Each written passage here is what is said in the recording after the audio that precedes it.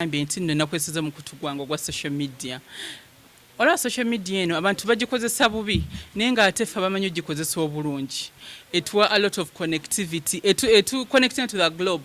Kubanga n'omuntu eyawadde abaami bano essimu simumanyi ne faani wange agoberera emirimu gyange gye nkola. So nze olwapostize ku page yange ya Facebook. Here we are, abaana bali mu kufuna bugaali. Tekyetaagisa gamba nti beekawo empeboka. N'abeema yugene uwagu kasita omukisa gukwata nga ekirungi kizze. Alhamdulillah ng'ogenda nakyo.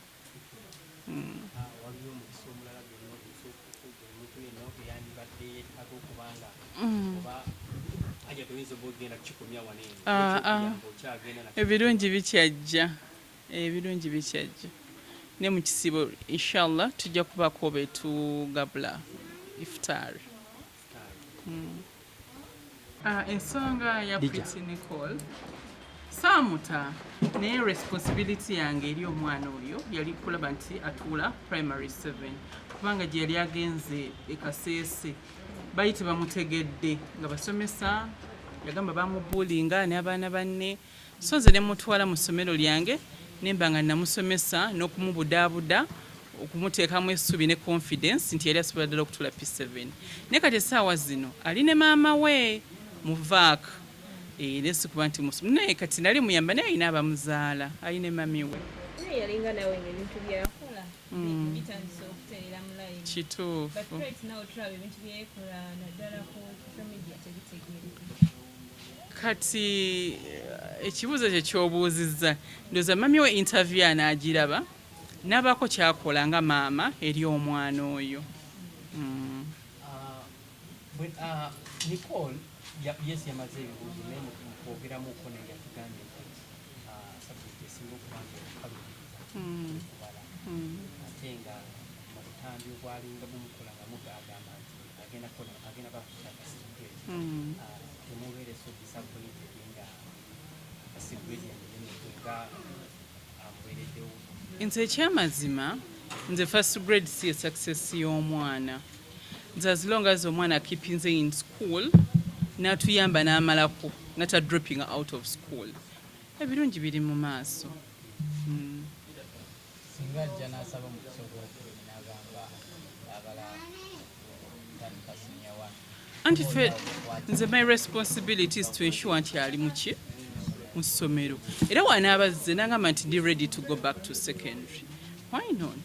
Bana limaze n'okwogerako ne mukyala honorable Latif Sebagala Dr. Halima nga Hanifa nga mugambye waliwo ne mentorship program omukyalo oyo gyategese mu holiday nga mugambye ajja abeereyo ne baana banne abeeko kyayiga okuba teyalabise naye ndowooza wanaabazze kuba omukyalo era nayogera naye omukyalo yayambako ku Felista nangamba Hajjat nja kikkolera omwana ajja muleeta asome.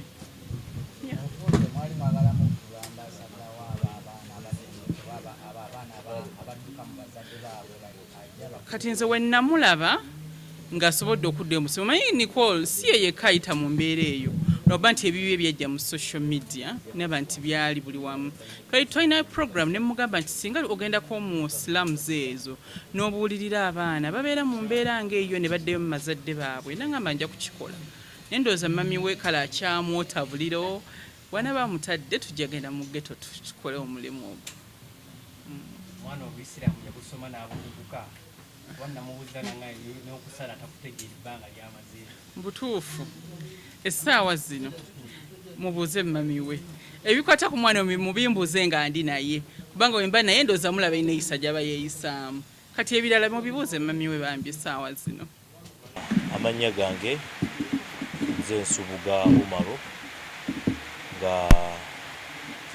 ndi omu kwabo bakoordinator b'ekibiina ekiyamba bamulekwa abantu abatalina buyambi oba abaana beetaaga obuyambi mu mbeera ezimu oba endala nga tukolagana ne baganda baffe okuva ettake Mungu bayisizaako okubeera nti naffe bye tutuusa ku bannaffe gye biva.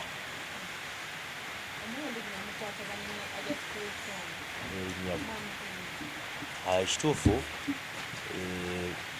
gwabadde mukisa mulungi okubeera nti muwulizaako nabadde awo mu gurupu emu ezimu zetutambulizaamu emirimu nga gino nengezaako okubuuza ku bannange nti ani alinayo abantu abeetaaga obugaali buli 5 neŋŋamba yenna asobola okubanfunira abaana abaliko obulemu nga beetaaga obugaali anyambe. Waliwo omu simumanyi physically because tuba mu group tuli bangi, omukyala bamuyita Shakira Nannyanzi yasobodde okumpa ennamba eya Hajjat Kulthum nembeera nti bwe namukubidde Hajjat yarespondinze bulungi era Katonda n'atusobozesa kwe kufuna omukisa guno okubeera nga tuli wano ensonga eyo nebeera nga egguse.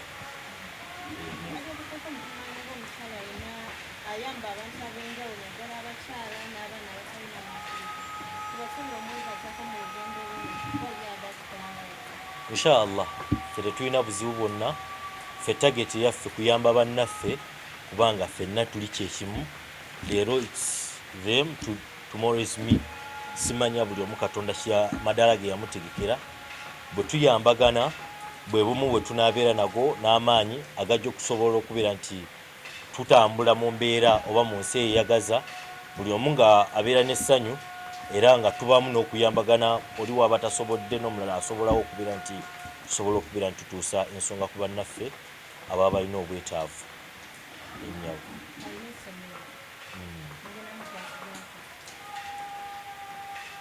Ekyessomero tetugaana because it's our system and it's not our first day. We have been running this system for almost 8 years down the road.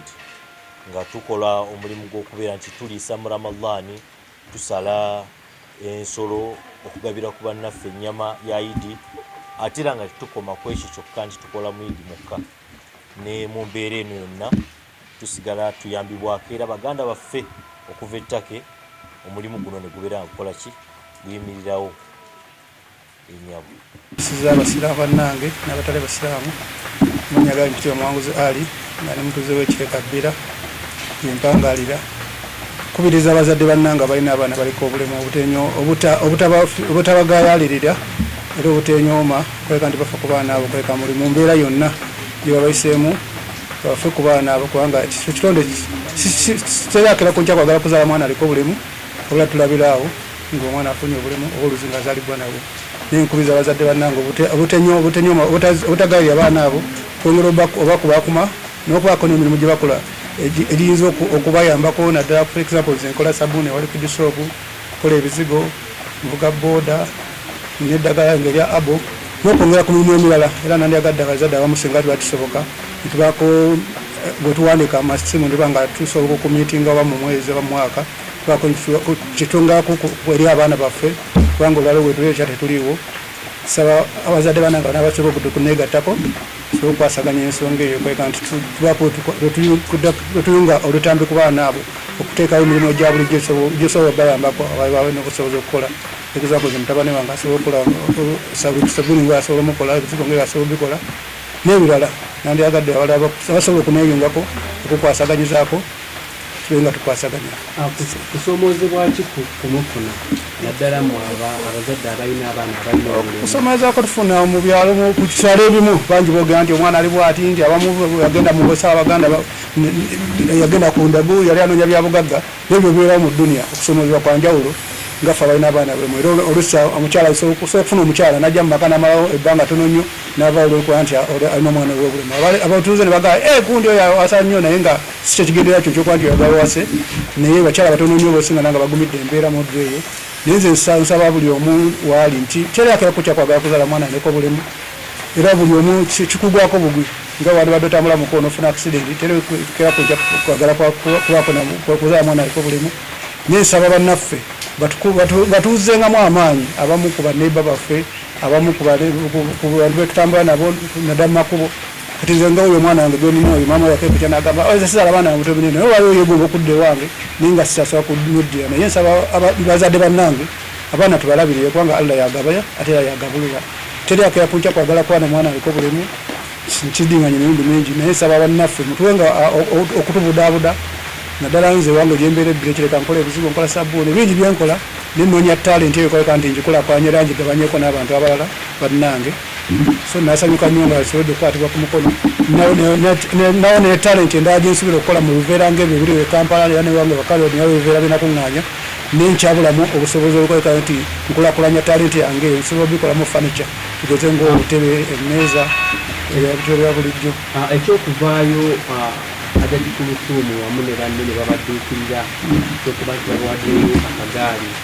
ng'omuzadde kino owulira otya nze kulwange kinsanyusiza nnyo era kweka nti Hajjat Kulthum gwe mulundi gwange obusoose omulabako ninsanyuse nnyo lw'ekintu kyatukoledde era ndi musanyufu ku mutima gwange simanyi n'abazadde bannange saatusanyukire wamu olwokubanga ati tuzze wano tetulina bwe tumuyita olwolekuba tugatta obusiraamu tugatta nti wogenza ali musiraamu wosiŋŋana omusiraamu aba muganda wo so nze nsanyuse nnyo ku mutima gwange olwokuba nti omwana ngafunye akagaali asobola okweyongerako byabadde mukalubirya naddala ku nsonga abadde akalubirira okugenda emanju kompani gye baali bampadde naye nze nsanyuse nnyo nga nze omuzadde omu era nsanyukidde wamu ne bazadde bannange nnyo nga bali ddala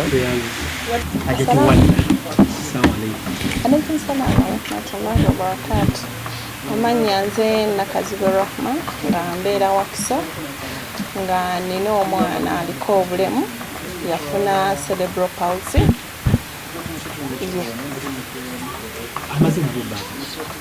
Namuzaala mu 2018 saagenda myaka 6. Abasinga ebisinga ddala ffe abasajja tubazaalamu abaana ekikabu wabeerawo embeera especially abakyala mufiiringa sososo like omutima gyammwe mubeera mwennyamibwa mutuuka n'ekiseera okubanga abasajja babalekawo kusaidia ekiri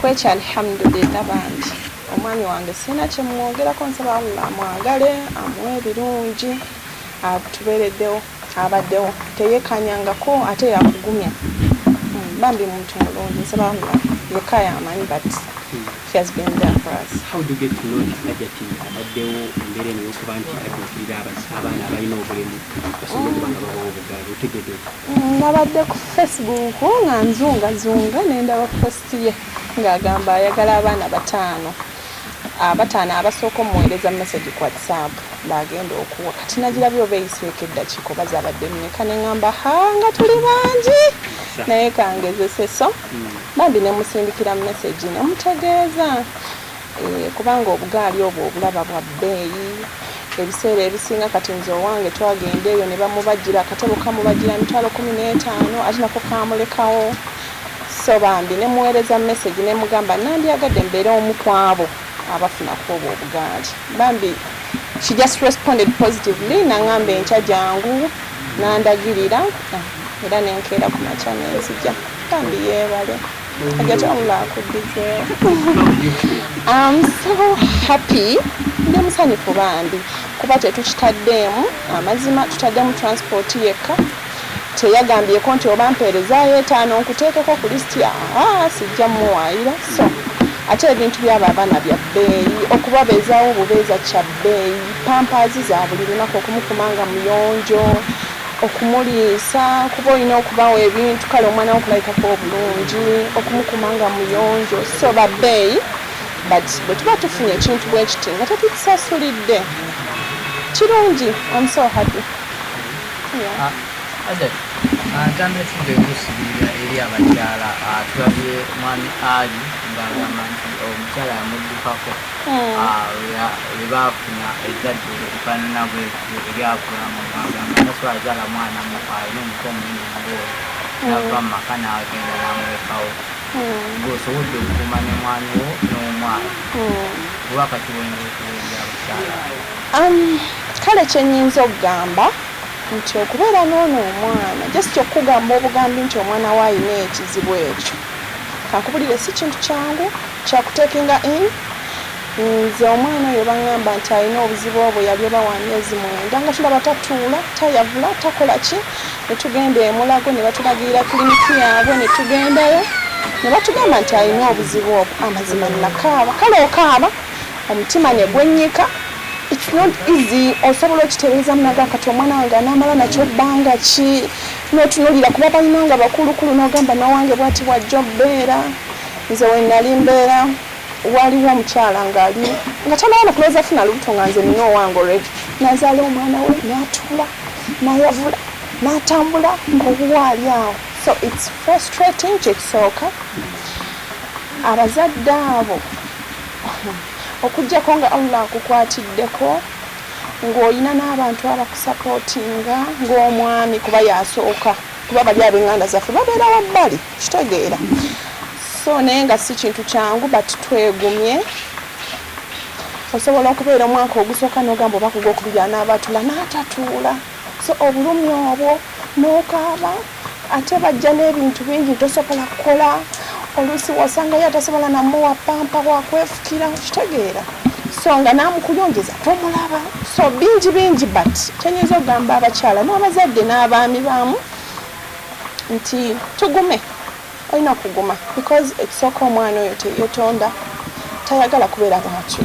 Kati n'ekyokulala gwe muzadde we munnange kati gwe wakulemedde omusuulira omulala osuubira ani anaabeera naye. So ffe ng'abazadde baabwe kiruma bambi bingi naddala emotionally bingi ng'oluusi tosobola byogerako oluusi n'obikaabira mu nnyumba yo but tugume tubeerewo kuba gwe muzadde we gwe yamuzaala. So gwalina okubeera support system yesooka bw'ona amuleka tewali mulala agenda bbeera naye kuba singa bukya ku makya naye Katonda n'amuwaamu chance n'amugamba what do you really want to be. I don't think asobola okuchuuzinga ekyo kitegeera. So let's support them, let's love them regardless. Tubeerewo Katonda ajja tugabirira.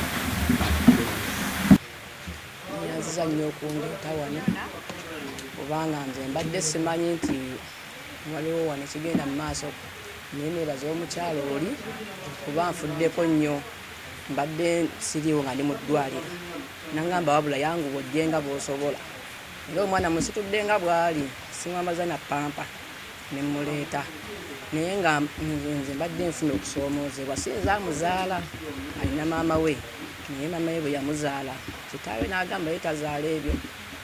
Omwana n'aŋŋamba muwala wange nti ngenda mukwata mubasuulire ne muna tosuulayo omwana muleete empeere naye ne mulera nga wa myezi 8 kati awezezza emyaka 8 naye nga nange mpulira nkooye kuba mpeeka muweeke ogenda okunoonya ekyokulya nina enfuna ntono kale nkooye ngenda mugamba mutwaleyo kuba mbadde muweeka nga mpulira sikyasobola tasobola kutambula tayogera.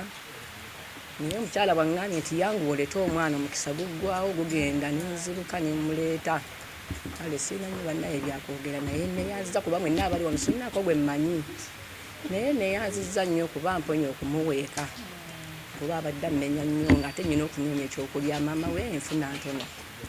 Nsiimye nnyo bannaye nsiimidde ddala kubanga nze mbeera kireka bbira gye nvudde naye nga nnava Masaka okujja eno okuyiiya ekyokukola. Nyanziza nnyo bannange. Kawooya okuva Erukaya ekyalo kwenva bayitawo ku Kuteeku. Twala omukisa guno okwebaza Allah subhanahu wa ta'ala tusobozesa okuba mu ddwaliro tuli mu maka omuwalimu omusomesa waffe sekanuubuza atabadde tusaba Allah subhanahu wa ta'ala amusaasire amusonyiwe gyali mu kabuli eyo kubanga omubaka sallallahu alaihi wasallam yatugamba nti man sannata fil islam sunnatan hasana ensonga yonna ekintu kyonna ekiba kizze omuntu oyo aba atandiseewo omulimu nga mulungi yabeera aba akola ki aba afuna. Era neebaza Hajjati badde nkuulira buwulizi naye alwalira alhamdulillah ndi mu maaso g'ekyo kyengera. Allah subhanahu wa ta'ala akuwangaze mu mbeera eyo ngeri balati buli nsonga yonna gy'oba otaddeko omukono Allah seemu omukisa. Mawulire lwantuuseeko kyamazima embeera abadde sinnungi olunaku lw'eggulo naye ku lwa muwala wange oli neŋŋaya bisimillah siyinza kufiirwa omukisa guno. era Allah mwebaza namwe mwenna mwebaza bannayo okumbeera nga muli wano nsaba Allah subhanahu wa ta'ala agifuule emirimu eri mukadde waffe gyali Seeka Nuuhu Muzaata Allah amumalire amusaasire amumalire kubanga Allah iyyaka na'budu wa iyyaka nasta'iin gwe tusinza era gwe tusaba nsaba Allah akuze edduwa yange edduwa yaffe nsigadde nze Hamid Kawooya nga nvudde Lukaya. Assalamu alaikum wa rahmatullahi wa barakatuh.